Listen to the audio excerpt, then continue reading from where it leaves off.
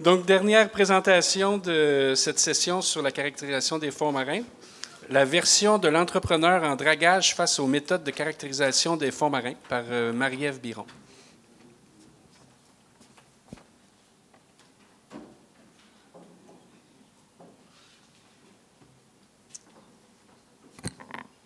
Bonjour tout le monde.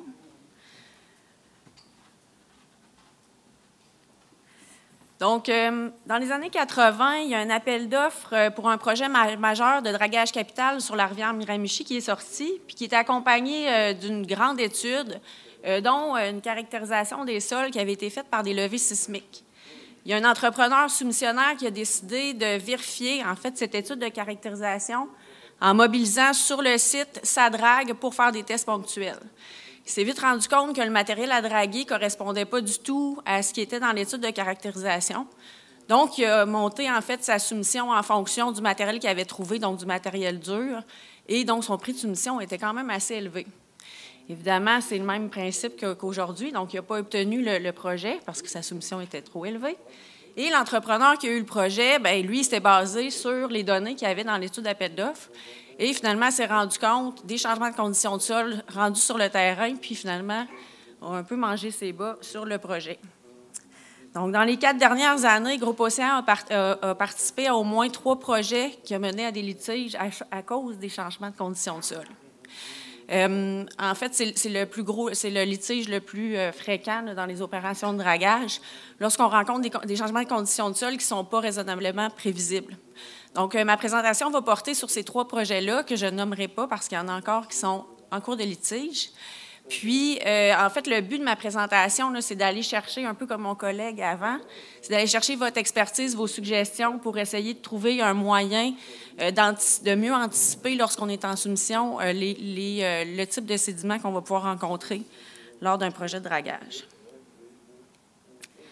Donc, on se dirige dans les pays chauds vers les Caraïbes. En fait, on avait été approché pour fournir un prix pour faire du dragage capital pour un port, en fait, la construction d'un terminal de croisière. Donc, du dragage capital, c'est quoi, pour ceux qui ne le savent pas? C'est lorsqu'on excave un fond marin qui n'a jamais été excavé. Donc, en fait, on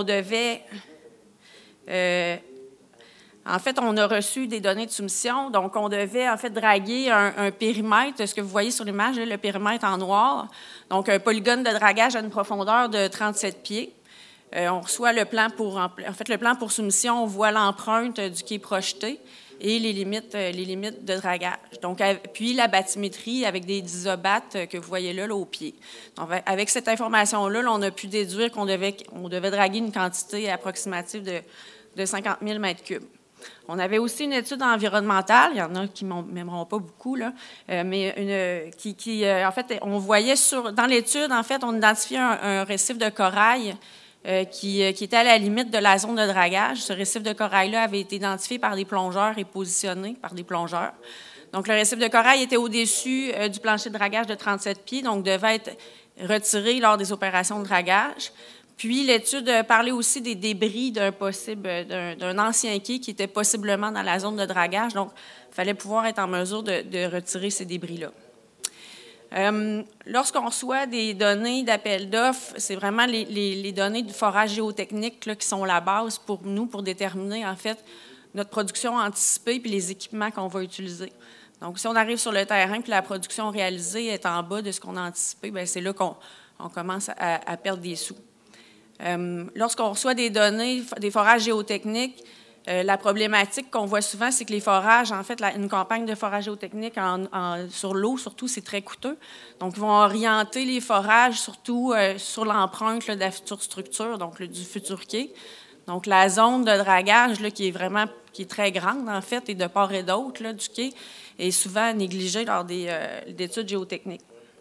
Donc, pour ce projet-là, au-dessus de 37 pieds, à l'aide des forages qu'on avait, là, on pouvait conclure qu'on avait du beau sable à draguer. On avait même, mon collègue Sylvain s'est mobilisé sur le terrain pour rencontrer un entrepreneur local qui avait effectué le dragage capital d'une zone annexée et qui avait confirmé là, qu'on allait draguer du beau sable, comme on voit sur la photo. Donc, avec toutes les informations qu'on avait, l'expérience locale, on s'est dit on va utiliser notre drague à succion, la Océan Traverse Nord. Puis, on va louer sur place une drague mécanique pour retirer le fameux récif de corail et retirer peut-être les débris de quai. Donc, on s'est dit, on avait du sable, on connaît la production de notre drague, 32 jours, on était très confiants. Donc, lorsqu'on est arrivé sur le terrain, on a déployé notre vedette multifaisceau pour faire la bathymétrie avant dragage. Donc, ce que vous voyez, là, les 3 images, c'est bathymétrie jour 1, jour 30, jour 60. Nous, on fait des bathymétries à chaque jour pour notre production. Et les images, en fait, on fonctionne, nous autres, en épaisseur de dragage par rapport au plancher. Donc, ce qui est bleu, c'est 37 pieds et plus profond. Puis, ce qui est en couleur, c'est du matériel qui est au-dessus du plancher de dragage. Et on voit, je ne sais pas si vous voyez, mais il y a un périmètre rouge qui était le périmètre contractuel de dragage. Donc, on devait retirer les sédiments à l'intérieur du périmètre.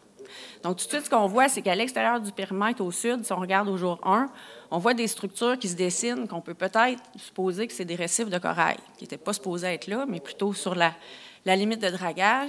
Puis, il y a une structure au centre, là, vous ne la voyez pas, là, à gauche, linéaire, qu'on peut... En fait, on voit que c'est une structure. Donc, on peut se poser la question s'il y a quelque chose de douteux à cet endroit. Donc, dès la première semaine, nous, avec la drague à succion, on aspire le sable, on dégage des structures qui, finalement, s'avèrent dures, qu'on est capable d'identifier avec la drague à succion. Et dans la première semaine, donc, on a identifié, là, vous voyez dans l'image du centre, là, on a plusieurs taches de couleur qui étaient, en fait, toutes des structures dures qui n'étaient pas identifiées dans les levées géotechniques. Donc, lorsqu'on a dégagé le matériel, on a envoyé des plongeurs pour faire l'inventaire, en fait, des structures qu'on avait découvertes pour montrer aux clients, en fait, essayer de montrer aux clients que les conditions de sol, dans le fond, n'étaient pas ce qu'on avait prévu. Donc, je veux juste vous montrer au jour 30. Jour 1, jour 30, bien, il y a beaucoup de bleu. Hein? On a atteint pas mal partout la profondeur de 37 pieds, sauf les points hauts qu'on voit, qui étaient des structures dures. Et la bathymétrie entre le jour 30 et le jour 60, on a quasiment la même image. Donc, en 30 jours, on n'a pas fait grand-chose, sauf essayer d'enlever ce qui était dur, parce que c'était dans notre contrat. Donc, ça, c'est lors de l'inspection sous-marine, là, le haut fond, que je vous disais que c'était une structure linéaire, bien, c'était vraiment du matériel consolidé. Donc, clairement, un changement de conditions de sol ici. Et évidemment, on avait mobilisé, on avait loué une drague mécanique, là, sur une petite île à côté. Puis, ils nous ont aidés à retirer ce qui était dur, en fait, mais ce qui était contractuellement, on était obligé de l'enlever. Donc, on a utilisé la pelle mécanique avec son godet. Par contre, pour enlever le gros fond, on n'était pas capable de l'enlever d'un coup, donc il fallait le fragmenter, puis on a utilisé un trépas qui n'était pas prévu, en fait, dans le contrat. Puis, utiliser cet outil-là, il faut quand même de la dextérité et c'est très, très long. Réussir à fractionner le matériel puis réussir à le sortir.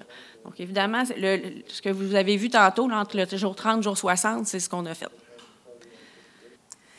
On part des Caraïbes, on s'en va dans le nord du Québec, au Nunavut, où Groupe Océan a été sollicité pour faire du dragage capital, encore une fois, pour la création d'un port en eau profonde. Donc, ce qui était entendu avec le client, c'est que la première saison, on faisait le dragage pour l'empreinte du quai, et la deuxième saison, on faisait de l'empierrement pour créer l'assise du quai. Donc, on reçoit encore une fois des données de bathymétrie, les plans pour construction, les plans pour soumission, incluant les gabarits de dragage, puis des informations sur la caractérisation des sols. Donc, on avait une très, très grosse étude qui parlait de forage qui avait été faite dans les années 70, mais on n'avait pas les données. On parlait aussi d'une étude sismique qui avait été faite en 2009, mais on n'avait pas les données, parce qu'en fait, il avait comparé les études de 2009 versus 1970, puis il y avait beaucoup de contradictions entre les conclusions, donc le matériel à draguer, donc des types de sédiments qui passaient du simple au double, donc des épaisseurs de simple au double. Donc, les études étaient contradictoires, ils ne nous ont pas fourni les données, donc ils ont décidé d'aller faire une campagne de forage en 2017, puis c'est les résultats que vous voyez à l'écran. Donc, on avait 6 forages dans la zone de dragage. Donc, l'empreinte du quai, c'est la zone rectangulaire. On devait draguer jusqu'au roc. Encore une fois, le roc était interprété avec les forages géotechniques. Puis, on devait créer des pentes latérales, 2,5 dans un. Là, je vais attirer votre attention sur la disposition des forages, qui est, en fait, pour nous, il n'y a pas beaucoup, c'est pas très dense. Puis, il y a une partie, en fait, de la pente qui est au bas de l'écran, donc qui représente presque 2 fois, la moitié de la superficie de la zone de dragage qui n'était pas qualifiée par des forages géotechniques. Donc, tous les forages géotechniques montraient un indice de dureté des matériaux inférieurs à 9. Donc, c'est du matériel meuble. Donc, pour nous, c'est très facile à draguer. Donc, tout ce qui était le matériel théoriquement au-dessus du roc, tout ce qu'on avait à draguer était très mou. On peut aussi utiliser les pentes, la pente du gabarit de dragage. Ici, on avait une pente 2,5 pour 1. Donc, on peut présumer là, sous l'eau une argile sablonneuse. Donc, ça correspondait aussi à l'information qu'il y avait dans les forages géotechniques. Donc, avec ces informations-là, on établit notre méthodologie. Donc, une pelle, en fait, une drague, que vous voyez ici, là, la drague mécanique, avec une pelle à câble. La pelle à câble va permettre d'atteindre les profondeurs fixées. Puis, on avait prévu un godet de 4,2 mètres cubes qui est fait vraiment pour draguer du matériel meuble, donc pour avoir une production optimale. Puis, on avait prévu aussi un godet de remplacement tout d'un coup qui se brisait. Donc, c'était notre petit boquette à pierre qui était disponible, 2 fois plus petit que l'autre. Donc, on avait prévu 40 000 mètres cubes, 44 jours de dragage. Donc, tout ça entrait dans la première saison du calendrier. Donc, on est parti là très confiant. Donc, en arrivant sur le terrain, on a attaqué la zone proche de la rive, donc qui n'avait pas été qualifiée par des forages géotechniques. Donc, vous voyez l'image en bas à gauche, là, la zone où on avait attaqué. Donc, on s'est rendu compte que sur la couche de surface, 3,5 mètres d'épais, on avait du matériel extrêmement dur. Donc, c'est le matériel que vous voyez dans l'encadré rouge. Donc, immédiatement, on a dû changer notre godet prévu pour prendre le plus petit godet, qui était à pierre, qui est fait pour draguer du matériel dur, mais qui est 2 fois plus petit. Donc, on peut tout de suite se dire que ça prend 2 fois plus de temps. On drague aussi en épaisseur. Donc, la méthode en dragage, c'est qu'on va draguer en couches. Donc, si on draguait en couche de 3 mètres, donc au fur et à mesure, en temps réel, qu'on prenait des bouchées, on les mettait dans nos chalands, bien là, on faisait la découverte du matériel. Donc, on peut voir du matériel mou, le matériel auquel on s'attendait, donc dans la photo bleue. Mais on voyait aussi un peu plus creux là, des poches de til et de roc qu'on était capable d'extraire. Mais finalement, c'était beaucoup plus long que prévu. Donc, au fur et à mesure qu'on draguait, presque à chaque bouchée qu'on déposait dans les chalands, on prenait des photos, on prenait la position GPS, parce qu'évidemment, il fallait prouver à notre client, c'est vrai, je ne l'ai pas dit, mais on avait transféré tout le risque de changement de conditions de sol au client. Donc, on y avait fait un prix à la journée au lieu de faire un prix au mètre cube. Donc, à ce moment-là, si le projet était plus long, bien, c'est le client qui faisait qui payait les frais. Par contre, il fallait nous prouver au client, lui expliquer pourquoi ça prenait tant de temps à faire le dragage, parce qu'on avait planifié une saison. Donc, évidemment, on ramassait de la donnée qualitative, puis on intégrait ça dans un fichier Excel avec des répertoires photos, etc. Puis, c'est un peu plus tard, lorsqu'on a commencé à fouiller dans nos données pour l'aider à faire des réclamations, que là, on s'est dit que peut-être qu'intégrer un système d'information géographique dans nos opérations, ça serait intelligent. On voulait aussi, en fait, on avait des informations qualitatives, mais on voulait avoir quelque chose de qualitatif, essayer de faire un lien avec les indices de dureté de matériel. Donc, il y a notre ingénieur chez Océan qui a développé une méthode qui n'est pas très conventionnelle, mais qui repose sur les principes de la physique pour déterminer un indice de dureté. Donc, on avait enduit les dents là, du godet, avec une graisse biodégradable et en laissant tomber le godet dans le fond de l'eau à une vitesse déterminée, en suivant la méthodologie de l'ingénieur, on était capable de mesurer la pénétration des dents dans le fond des sédiments. Donc, on a fait plusieurs tests. Là, on voit à gauche là, les sites tests et je vais vous épargner tous les calculs que l'ingénieur a faits, mais je vais attirer votre attention sur la colonne jaune. Donc, c'est les indices de dureté qu'il a calculés à l'aide de nos tests. Donc, on s'attendait à des indices de dureté inférieurs à 9, puis finalement, on a rencontré des indices de dureté qui étaient supérieurs à 100. Donc, ça, encore une fois, c'est une technique qu'on a développée sur le site, mais pour donner des munitions à notre client. En fait, la période, on n'a pas été en mesure de terminer le dragage la première année. On a dû poursuivre la deuxième année. Donc, entre-temps, bien, on a révisé nos volumes selon les épaisseurs de sédiments à draguer pour être en mesure en fait, on les a comme modélisés et ça nous a permis de donner un échéancier plus réaliste là, à notre client. Donc, en bout de ligne, là, ça nous a pris 25 jours de plus faire le dragage. Pour ce projet-là, évidemment, c'est tout le client qui a absorbé les frais. Par contre, nous, on a toujours été là pour le supporter, là, essayer de le supporter dans sa réclamation. Le dernier projet, c'est un projet dans la baie de Fundy, c'est pour la modernisation d'un port en eau profonde. Donc, Océan était sollicité là, pour On travaillait dans plusieurs sphères là, de ce projet-là. Donc, on devait faire du dragage, de l'empierrement pour créer l'assise d'un quai. Puis, on devait faire aussi du forage et du dynamitage. Donc, encore une fois, on reçoit les documents d'appel d'offres, les plans, le devis, avec des forages géotechniques. Donc, on voit l'empreinte en gris, l'empreinte de la zone de draguer pour le futur quai, puis qui est quand même bien qualifié là, avec les forages géotechniques. On voit la distribution.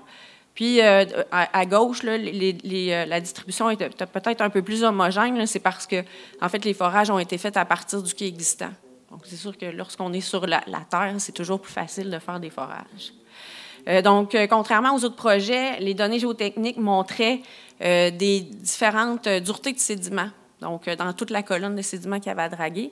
Donc, nous, on a classé, quand on évalue un projet, on classe les sédiments en mou, moyen, dur. Donc, on peut évaluer le type de godet qu'on va utiliser, puis notre production selon la classe de sédiments. Donc, ce qu'on a fait pour évaluer ce projet-là, c'est qu'on a utilisé les 17 forages, on a classé les sédiments, puis on a simplement modélisé dans Civil 3D les différentes surfaces pour être en mesure de fournir aux gens qui calculent les productions là, des volumes, puis des superficies selon le type de sédiment à draguer. Donc, en bout de ligne, dans le fond, nous, ce qu'on donne dans une soumission, c'est un prix au mètre cube. Donc, si on s'attend à ce que le sédiment soit dur et soit long à draguer, ça soit plus difficile, bien, c'est certain que notre prix au mètre cube va être plus élevé. Donc, le but, en modélisant les différentes classes de sédiments, c'est d'aller chercher une moyenne, une production moyenne pour donner finalement un prix au mètre cube. Donc là, ce qu'on est arrivé sur le terrain, en fait, les plans pour construction étaient complètement différents des plans pour soumission. Donc, on voit en tireté bleue, c'est l'empreinte des travaux en soumission.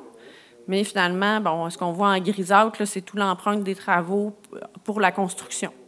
Donc, on avait une berme qu'on devait, au début, on devait excaver sous la berme et la construire. Et finalement, la berme était pas du tout au même endroit.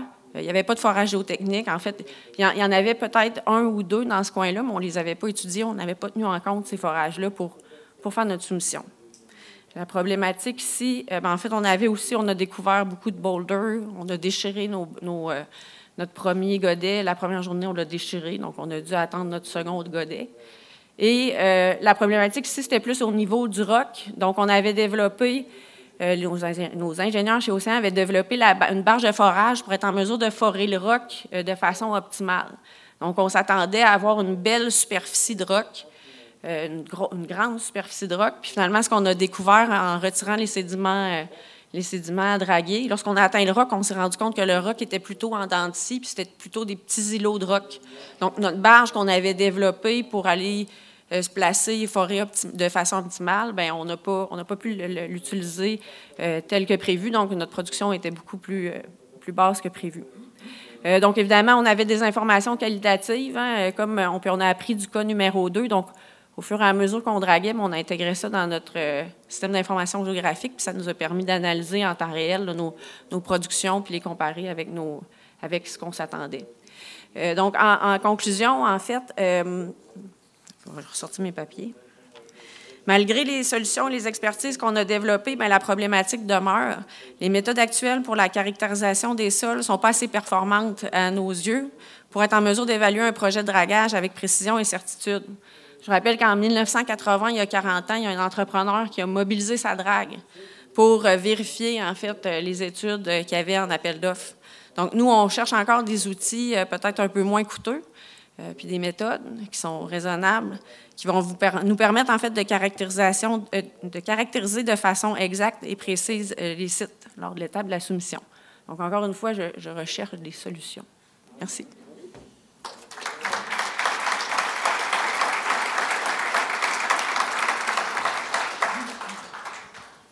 Merci beaucoup. Des questions?